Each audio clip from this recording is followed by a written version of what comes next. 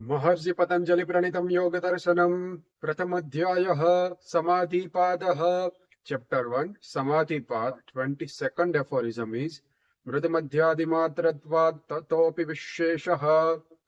It means in order to intensity in yogic practice, that is less medium more, to accomplish seedless super consciousness, time plays an important role.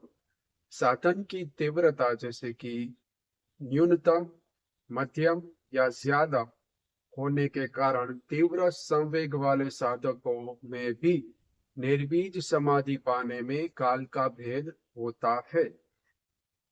સાધનની તીવ્રતા જેવી કે ઓછી, મધ્યમ કે વધુ હોવાથી યોગ સાધકોમાં નિર્બીજ સમાધિ મેળવવામાં સમય એક પાત્ર ભજવે છે.